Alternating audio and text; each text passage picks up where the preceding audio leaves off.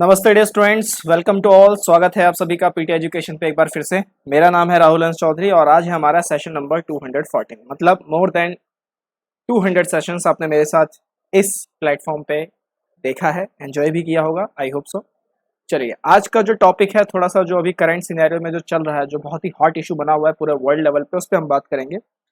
एक हिंसा जो अभी भड़की है हाल फिलहाल इसराइल और पैलेस्टीन यानी फिलिस्तीन के बीच में, उसके ऊपर हम बात करेंगे, देखेंगे, समझेंगे कि ये माजरा है क्या। बेसिकली जो ईस्ट यरूशलेम है उसके ऊपर ये लड़ाई है, 35 एकड़ की जो जमीन है उसके ऊपर ये लड़ाई है, राइट। इसमें कुछ हिदायतें मैं आपको ये देना चाहूँगा इस सेशन को देखने से पहले। देखिए क्या है कि ये मामला दो देशों के बीच का मामला है और एक ज़मीनी विवाद है, राइट। इसमें जो एक देश को अगर आप देखेंगे तो उसके अपने पक्ष होंगे, जो दूसरा देश होगा उसके अपने पक्ष होंगे। जैसे सेम सेम अगर हम देखें कि भारत और पाकिस्तान के मामले में, तो भारतीयों का अपना पक्ष है, पाकिस्तानियों का अपना पक्ष है related to Kashmir land issue, right. Same उससे भी ज़्यादा थोड़ा सा जटिल कह लीजिए एक तरीके से ये मुद्दा है, कश्मीर इशू से भी ज़्यादा जटिल।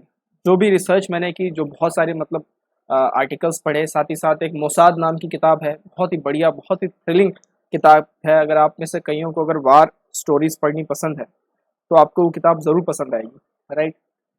इन सब मामलों में एक चीज़ समझ में आई कि इंटरनेशनल रिलेशंस बहुत ही ज़्यादा फ्लूइड होते हैं।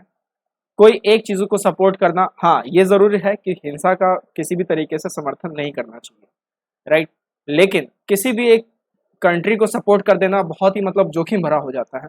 और इंडिया का जो भी हाल फिलहाल इस पे स्टैंड है बहुत ही न्यूट्रल है, दोनों देशों के लिए बहुत ही ज़्यादा मतलब दोनों देश अहमियत रखते हैं भारत के लिए। इसमें जो लेटेस्ट डेवलपमेंट हुई वो भी मैं आपको दिखाऊंगा। कल शाम को इसराइल के जो पीएम है उनका ट्वीट हुआ, उसको भी मैं आपको दिखाऊंगा कि कैसे उन्होंने उस लिस्ट में जिन जिन नेशंस को उन्होंने थैंक यू बोला उसमें भारत का नाम नहीं है। समझ में आता है, भारत का स्टैंड बिल्कुल क्रिस्टल क्लियर है कि हम दोनों के साथ है, न्यूट्रल है मतलब, जो कि ज़्यादातर बहुत अच्छा है। सबसे पहले आज जो हम बात करेंगे, क्योंकि देखिए जो पूरा मसला है इस पर अगर बनाया जाए तो कम से कम 5 से 6 घंटे की वीडियोस भी बन सकती हैं, क्योंकि इशू ही इतना कॉम्प्लेक्स है। लेकिन हम इसे बहुत ही ज़्यादा संक्षिप्त में, ब्रीफ में समेटने की कोशिश करेंगे ताकि एक रफ आइडिया हमको हो जाए, क्योंकि हम इतिहासकार तो है नहीं, राइट ना, हम इतिहासकार बनने जा रहे हैं, लेकिन एक रफ आइडिया कि आसपास की दुनिया में क्या चल रहा है और क्या है इससे जुड़े हुए क्या माजरे हैं, कितना सही कितना गलत है, इस पे हम बातचीत करेंगे। चलिए शुरू करते हैं। Topic for today, Israel Palestine conflict, right. अब इसमें एक चीज़ और है कि जो जो मैप्स का इस्तेमाल किया गया है, देखिए मैप्स क्या होते हैं, मैप्स थोड़े से जो है बहुत ज़्यादा डिस्प्यूटेड होते हैं, और वो भी खासकर ऐसे लैंड को लेके, ऐसे जोन को लेके जो बहुत ही अपने आप में डिस्प्यूट है रखता है। तो उसके मैप्स के साथ मतलब अगर आप एक देश को देखें तो वो देश कुछ अलग अपने उसमें बता रहा होता है कि ये हमारा इलाका है, दूसरा देश कह रहा होता है ये हमारा इलाका है। तो अगर कोई भी मैप आपको डिस्प्यूट इसमें से लगे तो बुरा मत मानिएगा। सारे मैप जो हैं, सारे जो इसमें पिक्स इस्तेमाल किए गए हैं इस प्रेजेंटेशन के दौरान, वो रिलेटेड उनके वेबसाइट से है, कॉपीराइट उन्हीं का ही है, ठीक। तो यहाँ पे सब कुछ बिल्कुल क्लियर है। तो शुरुआत करते हैं सबसे पहले बेसिक बेसिक जानकारी से। अब बेसिक जानकारी क्या है? बेसिक जानकारी, क्योंकि दो देशों के बीच का झगड़ा है तो दो देशों को समझना बहुत ज़्यादा ज़रूरी है। सबसे पहला है इसराइल। इसराइल जिसकी जो कैपिटल है, लिमिटेड रेगुलेशन मिली हुई है, यरूशलेम, राइट। इसराइल को एक और नाम से कहा जाता है silicon valley of middle east. Silicon valley of middle east इसको कहा जाता है। किसको? इसराइल को। क्यों कहा जाता है? क्योंकि यहाँ पे टेक्नोलॉजी के पर्सपेक्टिव से ये देश बहुत ही एडवांस है। और आपको आज बिल्कुल मतलब हैरानी होगी कि इस अकेले देश ने, इसका मैप अगर मैं अभी आगे दिखाऊंगा कि किस तरीके से पूरा जियोपॉलिटिकली अनस्टेबल है, और अकेले देश ने मतलब सभी देशों के नाक में दम कर रखा है, अकेले ने, राइट। टेक्नोलॉजिकली बहुत एडवांस है, स्टार्टअप्स वगैरह का इकोसिस्टम बहुत अच्छा है, बहुत ही कम मतलब जनसंख्या है यहाँ की, लगभग 93 लाख के आसपास की जो है यहाँ पे इसकी जनसंख्या है। और 93 लाख में से रफली 38-37 लाख जो हैं वो आर्मी में ट्रेन होते हैं। 3 साल की कंपलसरी आर्मी ट्रेनिंग होती है फॉर मेल्स। अगर आप फीमेल हैं, इजरायली फीमेल हैं, तो आपकी 2 साल की कंपलसरी आर्मी ट्रेनिंग होगी।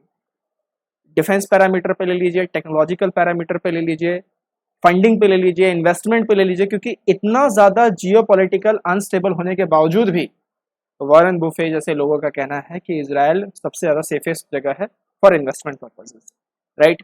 कंपनीज बहुत ज़्यादा लिस्टअप रहती है नैस्डैक वगैरह में, और भी बहुत सारे स्टॉक एक्सचेंजेस में काफ़ी इनका नाम ऊपर रहता है।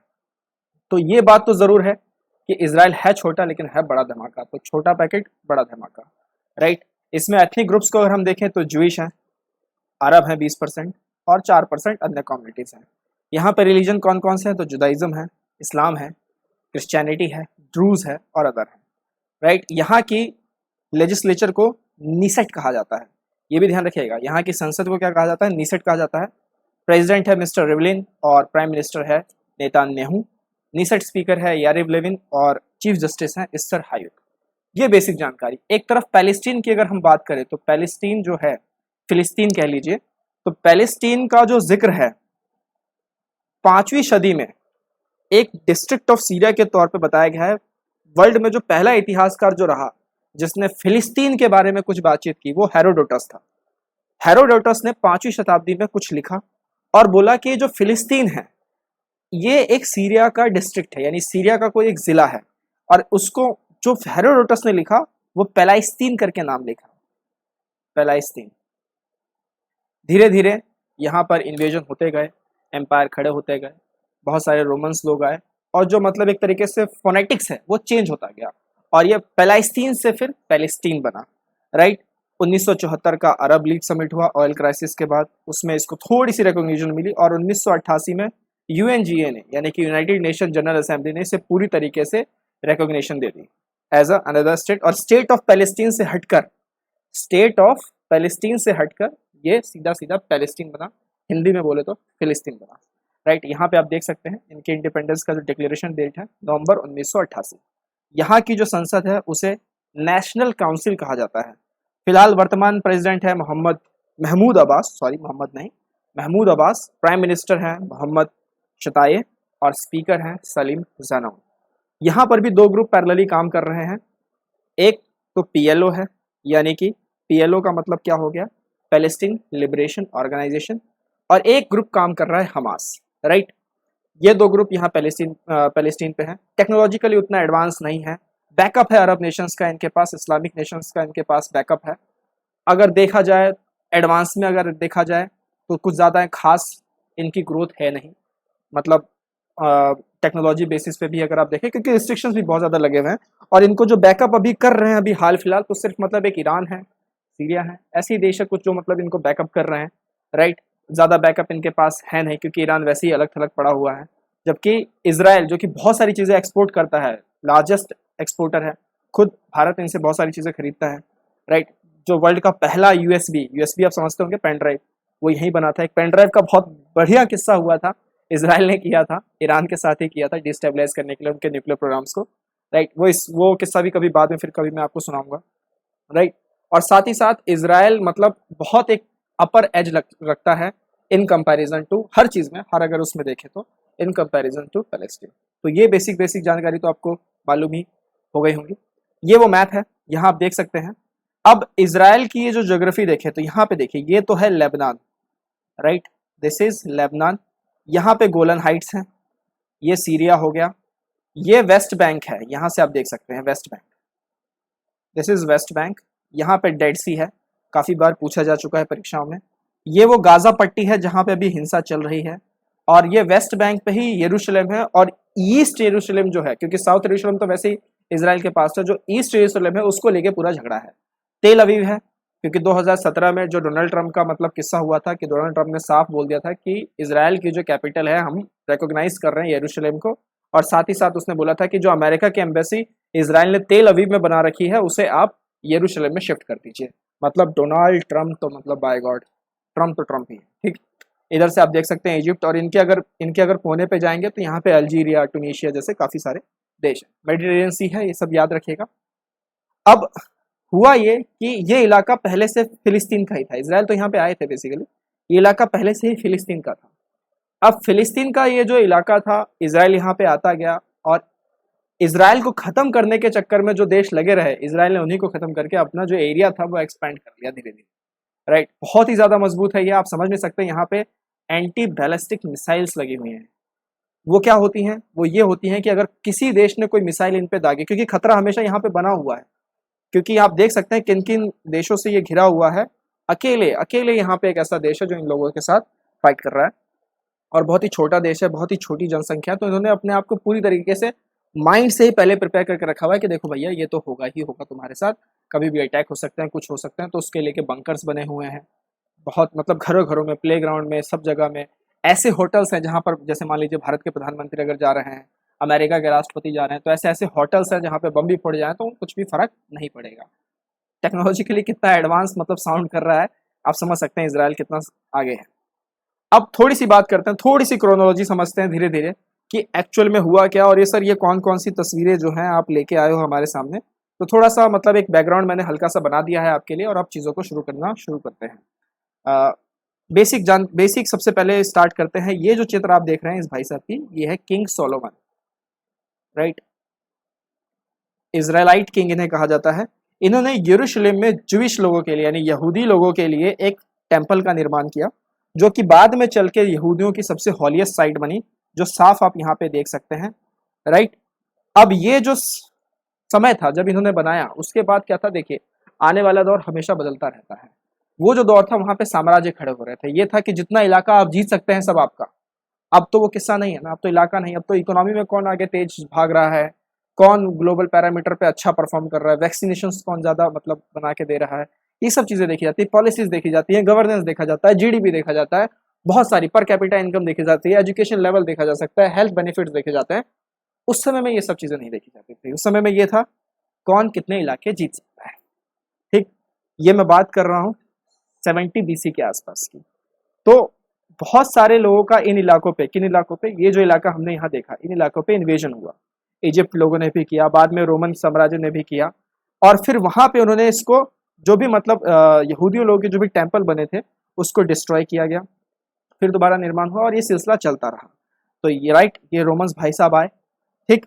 इसके बाद फिर क्या हुआ, 7वीं शताब्दी में आते आते इस्लामिक खलीफा बना, और इस्लामिक खलीफा ने यरूशलेम का जो था कंट्रोल पूरा ले लिया। अब यहाँ पर क्या हुआ, सालों से मतलब यहूदियों का यरूशलेम में फ्लाइट आना जाना जारी रहा, यूरोप में भी जारी रहा। जर्मनी जिसका सबसे लेटेस्ट एग्जांपल है, जर्मनी वहाँ का हब बना, जो कि ज्यूस का जो है बहुत बड़ा बिगेस्ट पॉपुलेशन था। और आपने हिटलर की कहानी तो सुनी ही होगी, इतना तो मैं उम्मीद करके चलता हूँ, राइट।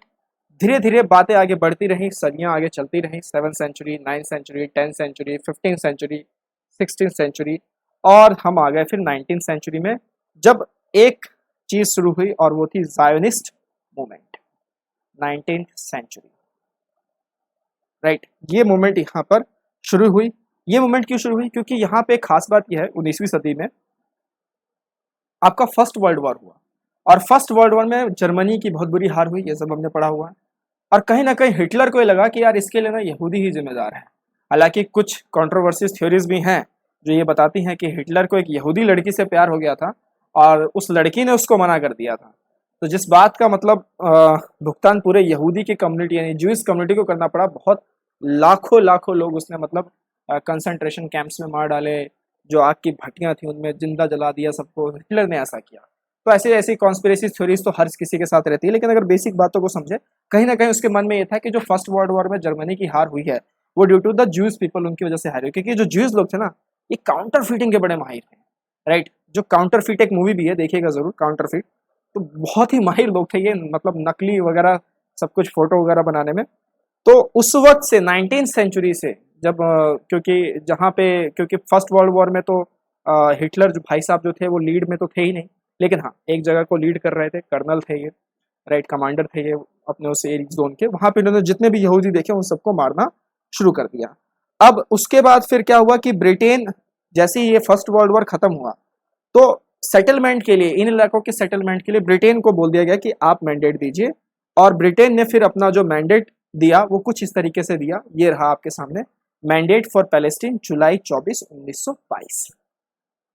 अब इस मैंडेट में जो दिया उन्होंने पैलेस्टीन को दिया, ट्रांस जॉर्डन कह लीजिए, यानी अरब पैलेस्टीन कहा जाता है जिसे। ट्रांस जॉर्डन में जैसे आपके इजराइल के जो इलाके आ गए, फिर शायद आपके वेस्ट बैंक के आ गए, गाजा के आ गए। और इस वजह से जैसे ये मैंडेट मिला तो यहाँ पर काफी ज्यादा मात्रा में यूरोप साइड से ज्यूइश लोगों का आना शुरू हो गया, राइट। अब ये चलता रहा, ये प्रोसेस चलता रहा, देखिए क्योंकि ये साल साल की बात नहीं होती, ये 10 साल 15 साल की बात होती है। सेटलमेंट ऐसे नहीं होते हैं, सेटलमेंट में पूरा समय लगता है, राइट। चीज़ों को बनने में समय लगता है, 20 साल 25 साल ऐसे लगते हैं। धीरे धीरे देखते देखते फिर सेकेंड वर्ल्ड वॉर आ गया। अब सेकेंड वर्ल्ड वॉर में यूएस और यूके की मदद से जो यहूदी लोग थे उन्होंने अपना एक स्टेट बना लिया, जो कि बना इजराइल का स्टेट, और वो बना 1948 में। क्यों? क्योंकि हिटलर की हार हो गई, राइट। और हिटलर जो था वो ज्यूज के बहुत खिलाफ था, और जो ज्यूज के खिलाफ है यानी कि दुश्मन का दुश्मन दोस्त होता है, ऐसा तो कहावत तो आपने सुना ही होगा। तो वो जब उनके खिलाफ था तो यूएस ने उनको सपोर्ट किया, यूके ने भी उनको सपोर्ट किया कि भाई हम तुम्हारे साथ हैं, और फिर डिक्लेरेशन हुआ, राइट। प्लान जैसे ही वर्ल्ड वॉर खत्म हुआ, सेकेंड वर्ल्ड वॉर, उसके बाद यूनाइटेड नेशंस के पार्टीशन प्लान आए। ये सब मतलब इजराइल के बनने से पहले की मतलब हल्की सी घटना है, राइट। यूनाइटेड नेशन के पार्टीशन प्लान है। एक और चीज मैं आपको बता दूं कि फर्स्ट वर्ल्ड वॉर के समय में बालाफोर यानी कि उस वक्त यूनाइटेड नेशन तो था नहीं, तो लीग ऑफ नेशंस थे, तो बालाफोर कन्वेंशन उस वक्त हुआ था, बालफोर कन्वेंशन, ये ध्यान रखिएगा आप। अब क्या हुआ यूनाइटेड नेशन ने फिर, क्योंकि यूनाइटेड नेशन की स्थापना कब हुई ये आप बताइए कमेंट थ्रेड में कि when was United nation established. Just second world war के तुरंत बाद ही स्टैब्लिश किया गया था। तो यूनाइटेड नेशन ने पार्टीशन प्लान अपना दिया, और ये आप मैप में यहाँ पर देख सकते हैं कि उन्होंने ये बोला कि इतने जो इलाके हैं ये नीले रंग में, ये यहूदी इलाके होंगे, और इतने जो इलाके हैं, गाजा पट्टी ले लीजिए, राइट, वेस्ट बैंक ले लीजिए, गोलन हाइट्स ले लीजिए, ठीक है, ये सब जो है ये अरब स्टेट के इलाके हैं। और ये जो है यरूशलेम, देख सकते हैं आप, यरूशलेम और बेथलेहम, ये जो इलाके हैं ये इंटरनेशनली एडमिनिस्टर्ड हैं, इनका इन पे मतलब कोई फैसला नहीं लिया गया। अब हुआ क्या, इस चीज को इजराइल ने मान लिया। ऑब्वियस सी बात है, देखिए कितना इलाका दे दिया गया है, तो इजराइल तो मानेगा ही मानेगा। लेकिन फिलिस्तीन जो थे वो नहीं माने, उसके साथ जो उनका जो अरब था, ट्रांस जॉर्डन पैलेस्टीन, वो भी नहीं माने। तो उन्होंने क्या किया, आर्मीज इन्वेड करनी शुरू कर दी। देख रहे हैं आप, सीरिया से, हर जगह से, ट्रांस जॉर्डन इलाके से, सब जगह से आर्मी आई मारने के लिए। और जुलाई 1948 में देखिए, जब इजराइल के आर्मी ने काउंटर स्ट्राइक किया तो कितने इलाके उन्होंने खाली करा लिए, इवन इजिप्ट भी कब्जा लिया था, राइट। लेकिन अभी भी आगे कुछ चुनौतियां आने ही वाली थी। इस सब मतलब अफरा तफरी में यूएस ने रिकॉग्निशन दे दी, यूके ने recognition they the. It's name is Israel, US recognises Jewish states. देख सकते हैं 15 मई 1948 का ये अखबार है। क्लियर है? यहाँ तक समझ में आ गया होगा कि कैसे मतलब एक देश बना। कोई भी देश ले लीजिए, वो एक स्ट्रगल करके ही बनता है, एक स्ट्रगल फेस से ही बनता है, और जिस देश को तोड़ के वो बनता है वो देश भी फिर लगातार मतलब रहता ही है एक तरीके से। उसके अंदर भी कुछ बातें रह जाती है चुभी हुई, हम हार गए, इस तरीके की चुभन रह जाती है। फिर ये आगे बहुत है, जमीन के विवाद तो बहुत ही ज्यादा मतलब जुड़े ही रहते हैं, राइट, बहुत लंबे समय तक चलते रहते हैं। अब इसके बाद क्या हुआ, जैसी इनको मान्यता मिल गई तो सेकेंड इजराइल अरब वॉर शुरू हो गया। 6 दिन का ये वॉर था, इसे जून वॉर कहा गया। इजिप्ट ने जॉर्डन के साथ मिलकर एक संधि की। इजिप्ट और जॉर्डन ने बोला, देखो भाई, इजराइल ने तो हमें यहाँ पे दांत खट्टे कर दिए। कहाँ कर दिए? ये जो 1948 का जो इजरायली आर्मी काउंटर अटैक हुआ था ना, इसमें तो हमारे दांत उन्होंने कर दिए खट्टे। इजिप्ट और जॉर्डन के पीएम या प्रेसिडेंट बैठे हुए हैं। तो अब ऐसा है कि इजराइल को हल्के में लेना तो ठीक नहीं है, तो एक काम करते हैं, इजराइल को मात देते हैं। अगर अटैक किया उसने तो हम सब मिलकर उसको अटैक करेंगे और पूरा भगा देंगे उनको यहाँ से। इस तरीके की चीज़ें नहीं। लेकिन इजराइल इन सब चीज़ों को जानता था। देखिए वॉर में क्या होता है, वॉर में जो पहला अटैक मारता है ना, वो ज़्यादा इंपॉर्टेंट रहता है कि पहले स्टेप कौन लेगा। और इजिप्ट के बहुत सारे, लगभग 4000 प्लेन्स जो थे वो लैंड अप में ही थे, और उन्होंने मतलब जो इजराइल की एयरफोर्स थी उन्होंने सारे के सारे प्लेन्स जो है उड़ा दिए, लैंड पे ही उड़ा दिए, उड़ने ही नहीं दिए उनको। आप समझ सकते हैं। और जून में ये सब हुआ, this is called as June war. 6 दिन का ये वॉर था। और आप यहाँ पे देख सकते हैं कि कैसे बिफोर वॉर, आप देख लीजिए ये हिस्सा इजराइल, 6 दिन के बाद सिनाई पेनिनसुला, ये सब आ गया, गाजा पट्टी। इवन सुएज कैनल क्राइसिस भी हुई थी, क्योंकि सुएज कैनल का जो था वो नेशनलाइजेशन किया गया था, यहाँ पे आप देख सकते हैं। और ये सब झगड़ा हुआ भी बेसिकली इस वजह से सर, जो मतलब जो एक आग भड़काने वाली जो चीज़ थी ना, वो सुएज कैनल का नेशनलाइजेशन था, जो इजिप्ट ने ब्लॉक कर दिया था कि अब तो भाई हम अपने हिस्से में लेंगे। नासिर उस वक्त मतलब इजिप्ट की कमान संभाल रहे थे, तो उसके वजह से ये सारी चीज़ें हुई। और इजिप्ट, जॉर्डन और ये सारे जो देश थे आपस में एक दूसरे के कॉन्टैक्ट में आए और इसराइल पे प्लान किया। लेकिन इसराइल ने तो काफ़ी मतलब पूरा सिनाई पेनिनसुला भी ले लिया उनसे, तो अब आप क्या ही बोल सकते हैं, राइट। 6 डे का वॉर, याद रखिएगा, जून वॉर। आगे बढ़ते हैं इसी सिलसिले में। अब इसके बाद बहुत सारी चीज़ें हुई। पहले फिलिस्तीन जो थे उनको पता लग गया कि भाई इतना मुश्किल, इतना आसान तो नहीं है इसराइल को हराना। तो उन्होंने क्या किया, उन्होंने इंटरनली खुद को स्ट्रांग बनाने की कोशिश की। देखिए क्या है कि जब आप हारते हैं तो आप दूसरे से सीख जरूर लेते हैं। इसराइल से उन्होंने सीख लिया, क्योंकि इसराइल जीत इसलिए रहा था क्योंकि वो इंटरनली बहुत स्ट्रांग था। तो पैलेस्टीनियंस ने या फिर फिलिस्तीन्स ने भी खुद को बहुत ज़्यादा ऑर्गेनाइज करने की कोशिश की, इंटरनली स्ट्रांग बनाने की कोशिश की, और उन्होंने जो बनाया वो बनाया PLO। याद रखना है, राइट। एक PLA चाइना में भी है, वो नहीं, PLO यानी कि पैलेस्टीनियन लिबरेशन ऑर्गेनाइजेशन।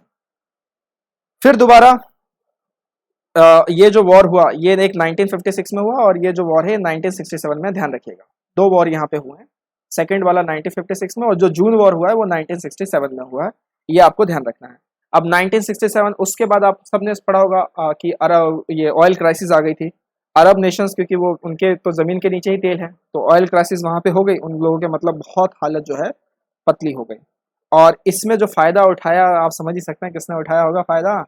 इसमें जो फ़ायदा उठा रहे हैं वो है हमारे ये वाले भाई साहब। दोनों तरफ से फ़ायदा उठाया इन्होंने, ऑयल्स में भी उठाया और आर्म्स एंड एम्यूनिशंस में भी उठाया, राइट, क्योंकि फ़ायदा तो हर कोई देखेगा ही इसमें। ये सारी चीज़ें चली 1978 में। फिर यूएस ने मतलब इसराइल और इजिप्ट के बीच में एक मतलब, क्योंकि यहाँ पे 1967 में ये पूरा हिस्सा भी ले लिया था ना, इजिप्ट को भी यहाँ खतरा हो गया था, और इसराइल भाग गया था कि इजिप्ट भी शामिल है बेटा, तू भी है अब तो, ठीक है। तो यूएस ने फिर समझौता कराया और बहुत सारी चीज़ें जो हैं वो उसमें की गई, और 1978 में एक एकॉर्ड शामिल हुआ, और उस एकॉर्ड का नाम था कैंप डेविड एकॉर्ड। ये आपको ध्यान रखना है। इसमें 3 लोग थे, कैंप डेविड एकॉर्ड। ये इन भाई साहब का नाम कोई बता सकता है? आपके लिए चैलेंज है, पहला सवाल, जिसको मैंने सर्कल किया इनका नाम बता दीजिए। अगर आप इनका नाम नहीं बता पाए तो बहुत ही मतलब दिल दुखेगा मेरा, ठीक। कैंप डेविड एकॉर्ड, लेकिन ये कभी इम्प्लीमेंट नहीं हुआ ये एकॉर्ड, क्योंकि इसमें जो यासिर अराफात थे पैलेस्टीन की तरफ से, वो मना कर गए थे कि हम इस एकॉर्ड को नहीं मानते, कुछ टर्म्स एंड कंडीशंस थे इसमें। और पहला जो फिलिस्तीन का ना इंतिफादा हुआ, इंतिफादा कहते हैं रिबेल को, इंतिफादा कहते हैं विद्रोह को, राइट। इंतिफादा लिख देता हूं मैं, इंतिफादा। तो फिलिस्तीनियों की तरफ से पहला इंतिफादा 1987 में लॉन्च किया गया, ये आपको ध्यान रखना है। और उनका जो पहला इंतिफादा मतलब कि अपराइजिंग, रिविलियन और क्लैशेस चलते ही रहे, बहुत सारे लोग इसमें मारे गए, इसमें हुआ, और इतनी सारी हिंसा के बाद एक मतलब एक पीस मीटिंग करने का फायदा मतलब एक प्रपोजल दिया गया कि हम एक शांति वार्ता करते हैं। 1991 में पीस टॉक शुरू हो गए, क्योंकि देखिए हिंसा आप कब तक ले जाएंगे, कहाँ तक ले जाएंगे, काफ़ी लोगों की जाने उस तरफ से भी जा रही हैं, इस तरफ से भी आ रही हैं। हाँ, फ़र्क इतना है कि इधर ज़्यादा मर रहे हैं, उधर कम मर रहे हैं, लेकिन हिंसा कब तक करेंगे। तो पीस टॉक्स हुए 1999 में, 1991 में, और इसे नाम दिया गया मैड्रिड कॉन्फ्रेंस। ये जो मैं बताते जा रहा हूँ सब बिल्कुल ध्यान से लिखेगा, क्योंकि क्या है कि आज का जो लेक्चर बनाया था तो इसमें एंगल इतने सारे हैं कि यूएस यूके इनके साथ, इसराइल के साथ क्यों हैं, क्यों इसी को क्यों सपोर्ट किया, ये इसराइल भैया इसने ऐसा क्या कर लिया ऐसा कि ये यहाँ तक आ गया, वो भी मतलब 1967 के 6 दिन के वॉर में कैसे किया। बहुत सारे एंगल है। तो मैंने आपको पहले ही बताया कि 6 घंटे लग सकते हैं इसको बताने में, हर एक चीज़ को बताने में, क्योंकि कॉन्ट्रोवर्सीज इतनी हैं, कॉम्प्लेक्स इसकी कॉम्प्लेक्सिटी इतनी है, राइट। लेकिन हमने कोशिश की कि इसको बिल्कुल स्ट्रेट फॉरवर्ड रखें, और जो आज के कॉन्टेक्स्ट में सिर्फ उसी पे बात करके खत्म करें सेशन को। तो 1991 में जो है मैड्रिड कॉन्फ्रेंस हुई, इसमें इसराइल ने इसमें शुरुआत की थी, ये मैं आपको बता दूं, इसराइल ने इसमें शुरुआत की थी इस पीस टॉक्स को लेके। पैलेस्टीनियन लीडर्स थे, सीरियंस थे, लेबनन्स थे, लेबनीज कह सकते हैं आप, और जॉर्डान के तरफ से लोग थे, और स्पेन में ये कॉन्फ्रेंस हुआ था, मैड्रिड कॉन्फ्रेंस, राइट। 1993 में दूसरा बड़ा मेजर आउटब्रेक हुआ, और जो बड़ा मेजर आउटब्रेक हुआ वो ये हुआ कि इसराइल और फिलिस्तीन के तरफ से जो ऑर्गेनाइजेशन थी PLO, इनके बीच में एक पीस अकॉर्ड हो गई, एक संधि वार्ता हो गई, शांति वार्ता हो गई, और 1993 के अकॉर्ड को नाम दिया गया ऑस्लो अकॉर्ड्स, ऑस्लो अकॉर्ड या ऑस्लो पीस अकॉर्ड भी आप कह सकते हैं। यूनाइटेड नेशन में तो पूरा सपोर्ट किया, पूरा दबाव डाला कि नहीं नहीं हिंसा को मत भड़काइए, क्योंकि जो हिंसाएं यहाँ पे हो रही थी वो नागरिक क्षेत्रों में हो रही थी, सिविलियंस के बीच में हो रही थी, तो प्रॉब्लम बहुत ज़्यादा थी। तो इंटरनेशनल कम्युनिटी को इसमें जो है वो टूटना पड़ा, मतलब इसमें कूदना पड़ा एक तरीके से, राइट। इसके साथ साथ जब 1993 में ऑस्लो पीस अकॉर्ड हुआ तो 1994 में साथ ही साथ कायरो एग्रीमेंट भी हो गया, कायरो एग्रीमेंट। ये सब ध्यान रखिएगा, ये सब जो है इनके शांति वार्ता, या ऐसा नहीं है कि मतलब बात सुलझाने की कोशिश नहीं की गई है इतिहास में, पूरी कोशिश की गई है। कायरो एग्रीमेंट हुआ, कायरो एग्रीमेंट ने ये बोला कि जो पैलेस्टीनियन की अथॉरिटी है उनको वेस्ट बैंक और जो गाजा पट्टी है इसकी अथॉरिटी दे दी जाती है। अब इसमें यह था कि जो वेस्ट बैंक है वहां भी कुछ इजरायली सेटलमेंट है और यरूशलेम जो है वो भी बच गया, जो इंटरनेशनली जिनको लिया गया था, यहाँ पे जो मैंने आपको यहाँ दिखाया था ये वाला, राइट, यहाँ पे कुछ इजरायली और यरूशलेम की जो थी ये सारे अनरिजॉल्व रहे, इन पे कोई मतलब मत नहीं निकला कैरो एग्रीमेंट के तहत। और फिर बाद में इजराइल और पैलेस्टीन, क्योंकि वो यरूशलेम का मामला तो अनसुलझा ही रहा, तो इजराइल ने भी बोला कि भैया ये भी हमारी राजधानी, और फिलिस्तीन ने बोला ये भी हमारी राजधानी, क्योंकि वो हॉलीएस्ट प्लेस किंग सोलोमन ने वहां पे बनाया था, और अरब नेशन का भी वहां पे है अल अक्सा, राइट, जिसको लेके पूरा विवाद चल रहा है, तो हॉलीएस्ट प्लेस वहां पे माना जाता है। ये सारी जो है अफरा तफरी हुई, दोनों ने मतलब अपना कैपिटल 1994 में उसको रिकॉग्नाइज किया। अब उसके बाद क्या हुआ, ये जो 1993 के जो ओस्लो पीस अकॉर्ड थे, ये एक्चुअली क्योंकि इसकी स्टार्टिंग इसराइल ने की थी। देखिए क्या होता है, दोनों देशों में कट्टरपंथी लोग होते ही हैं, कुछ लोग इससे खुश हो रहे होंगे कि यार इसराइल ने अच्छा किया, अब थोड़ी शांति रहेगी, अच्छे से जी पाएंगे। कुछ लोग इसको मतलब एक तरीके से इस तरीके में भी देखते हैं कि नहीं यार ये नहीं होना चाहिए, हमने क्यों किया, हम तो मतलब पूरा फेस कर सकते हैं, उनको मार के भगा सकते हैं, तो why not taking these kind of steps, why to go with peace talks. तो इस वक्त जो मतलब फैसला लिया गया था 1993 का ओस्लो पीस अकॉर्ड, ये उस वक्त इसराइल के पीएम ने लिया था और उनके प्राइम मिनिस्टर का नाम था यित्ज़हाक रैबिन।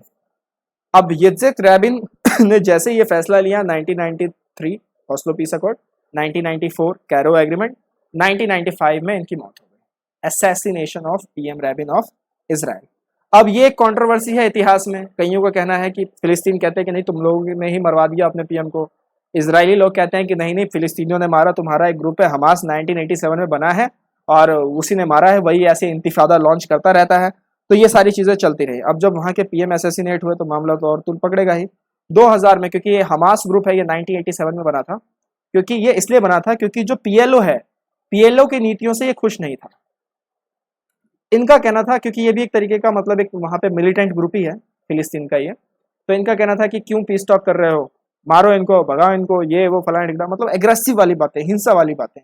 तो ये खुद पीएलओ से मतलब खुश नहीं था, तो कहीं ना कहीं लोगों के दिल में ये पीएलओ को दिखाना चाहता था कि यार देखो ये तुम्हारा कुछ नहीं कर सकते, हम ही कर सकते हैं जो तुम्हारा कर सकते हैं। तो इसने कई सारे जगह पे सुसाइड मतलब बॉम्ब्स प्लांट किए और ये सब करने लगे। तो इन्होंने सेकेंड इंतिफादा 2000 के आसपास में लॉन्च किया और मामला और तूल पकड़ा जब पीएम रैबिन के बाद इसराइल के जो नेक्स्ट प्राइम मिनिस्टर आए, दैट इज एरियल शैरोन। तो जो एरियल शैरोन आए, एरियल शैरोन ने क्या किया कि यरूशलेम के उस इलाके में चक्कर काट लिया जो इलाका डिस्प्यूटेड है, राइट। जैसे मान लीजिए जो कश्मीर का इलाका है जो मतलब डिस्प्यूटेड है, वहां पर अभी अगर पाकिस्तान के प्राइम मिनिस्टर अगर वहां पे अभी हाल फिलहाल आ जाए तो कितना बुरा लगेगा, सभी को बुरा लगेगा, ऑब्वियस सी बात है। फिर एक वो बात भड़केगी और फिर दोनों तरफ से मतलब गर्मा गर्मी होगी। तो यही हरकत है, क्योंकि एरियल शिरोन जो है वो एक तरीके के हार्ड लाइनर वाले व्यक्ति थे, हार्ड कोर चीज़ों पे समझते थे।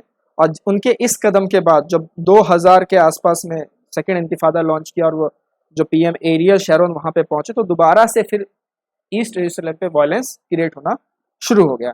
उसके बाद 2000 हमास फिर रुका ही नहीं, हमास ने बहुत सारे वहां पर ऑपरेशंस लॉन्च किए, मतलब सुसाइड चलते ही रहे एक तरीके से, राइट। अब हुआ क्या कि इतनी पूरी जद्दोजहद के बाद फिलिस्तीन की आवाम में हमास ने अपना एक पकड़ बना लिया और 2006 में जब वहां पे इलेक्शंस हुए गाजा पट्टी में, तो हमास वहां पे एक पॉलिटिकल चैलेंजर के रूप में बन के सामने आया और पीएलओ कह लीजिए या पीएलओ जिस बैनर के तहत लड़ रही थी, फतेह पार्टी कह लीजिए, इनको जो है मतलब हरा दिया गया और वेस्ट बैंक में भी हमास जीता। इस तरीके से जब वो जीता तो 2008 में फिर दोबारा मिसाइल वगैरह और ये सब लड़ाइयाँ वगैरह चलती रही। तो अभी जो मतलब इवेंट है 2012 से, उसकी क्रोनोलॉजी को हम देख लेते हैं फटाफट। तो ये वो क्रोनोलॉजी है, फटाफट आइए देख लेते हैं, क्योंकि ये तो अब लेटेस्ट है। एक हिस्ट्री में आपकी 70 BC से उठा के यहाँ तक 2021 तक मैंने आपको छोड़ दी है। 2012 में रॉकेट फायर हुआ इसराइल और पैलेस्टीन के बीच में। इसराइल ने क्या किया, हमास का जो मिलिट्री चीफ था उसको मार गिराया अटैक में। 2014 में 7 हफ्तों की फाइट हुई। हमास ने क्या किया, इसराइल के 3 लड़कियों को कब्जा कर लिया ज्यूइश सेटलमेंट से, वेस्ट बैंक से, और उनको मार दिया। इसके बदले में 2000 से ज्यादा फिलिस्तीन जान गवा बैठे। ये बात आप ध्यान रखिएगा, इसराइल एक ऐसा देश है, अगर उनके, क्योंकि एक वाकया है कि युगांडा में एक बार इसराइल के 54 लोगों को कब्जा कर लिया गया था और इसराइल ने वहां जाके युगांडा में ऑपरेशन लॉन्च करके अपने सारे बंदों को छुड़ा लिया था। तो यहाँ हमास ने उनके 3 इजरायली लड़कियों को मारा, 2000 फिलिस्तीन मार गिराए। समझ रहे हैं आप? अब इसराइल में भी मतलब इसके मतलब इसराइल की तरफ से भी लोग मरे, लेकिन कैजुअलिटी थोड़ी सी कम थी। जैसे मैंने कहा कि कोई हिंसा होती है तो दोनों तरफ से लोग मरते हैं, बस फर्क इतना होता है कि कोई एक तरफ से ज्यादा मरता है, कोई दूसरी तरफ से कम मरता है। 2015 में इसराइल के जो प्राइम मिनिस्टर थे बेंजामिन नेतन्याहू, उन्होंने एक भाषण दे दिया, क्योंकि उस वक्त इलेक्शन सर पे थे, तो एक पॉलिटिकल माइलेज गेन करने के लिए, आवाम में अपनी एक पकड़ बनाने के लिए उन्होंने एक स्टेटमेंट दे दिया कि इसराइल फिलिस्तीन का मामला नहीं सुलझ सकता। और यही वजह थी, कई लोग पॉलिटिकल एनालिस्ट बताते हैं कि इसी स्टेटमेंट के कारण वो दोबारा मतलब जगह बना पाए, दोबारा पीएम बन पाए। 2017 का वाकया मैंने आपको बता ही दिया, डोनाल्ड ट्रंप क्या करके गए। 2021 में इसराइल ने क्या किया, जो गाजा पट्टी में यरूशलेम में जो डमेस्कस है उसको बैरिकेड कर दिया 12 अप्रैल को, इस 12 अप्रैल 2021 को। अब वो क्या था कि रमजान का महीना था, पॉपुलर गैदरिंग होती है वहां पर, तो जैसे उन्होंने बैरिकेड किया तो ये उनको पसंद नहीं आया, प्रोटेस्ट हो गए। अब प्रोटेस्ट जो हो गए तो मतलब उनपे कह लीजिए कि कुछ कुछ छोड़ा गया, कुछ गैस अटैक्स हुए, राइट। 16 अप्रैल को फिर इसराइल ने फैसला किया कि हम नंबर ऑफ पीपल को लिमिट कर देंगे, कि अल अक्सा पे बहुत ही कम लोग आके जो है, इतने ही लोग आके आप अपनी प्रेयर वगैरह कर सकते हैं। ये लोगों को अच्छा नहीं लगा और फिर दोबारा से एक बार हिंसा जो है वो टूल पकड़ गई, राइट। ये सारी चीजें हैं और इसराइल के पास तो आयरन डोम सिस्टम है ही, ये तो हम सब जानते ही। तो ये पूरी कहानी है, ये पूरा जिस्ट है, ये पूरा सार है इसराइल फिलिस्तीन कॉन्फ्लिक्ट का। आई होप आपको सारा कुछ समझ में आएगा, एकदम क्रिस्टल क्लियर होगा कि कैसे चीजें बढ़ रही हैं। और ये हाल फिलहाल का कल का ट्वीट है, आप देख सकते हैं 16 मई 2021 का ट्वीट है, 3:47 सुबह की ये बात है। Thank you for resolutely standing with Israel and supporting our right to self defence against various attacks. और ये वो देश हैं, और आप देख सकते हैं कि इन देशों में भारत का फ्लैग नहीं है। आपको क्या लगता है भारत का फ्लैग क्यों नहीं है? दीजिएगा जरूर अपने आंसर। सेशन आपको कैसा लगा जरूर बताइएगा, कमेंट जरूर कीजिएगा। बहुत मेहनत लगती है, टीम लगातार आपके लिए मेहनत करती है। साथ ही साथ इकोनॉमी का क्रैकर कॉम्बो कोर्स स्टार्ट है, आइए एनरोल कीजिए, करके दिखाएंगे कि स्प्रिंट रखिए। पीटी के सब्सक्रिप्शन कोर्सेज भी ऑन है, बहुत बढ़िया कोर्सेज है, रिवीजन टाइम हाई है। बुक स्टोर पे जाकर अपनी बुक को परचेज करके पढ़ना शुरू कीजिए। इसी तरीके से हम मिलते रहेंगे, बढ़ते रहेंगे। टिल देन टेक केयर, नमस्ते।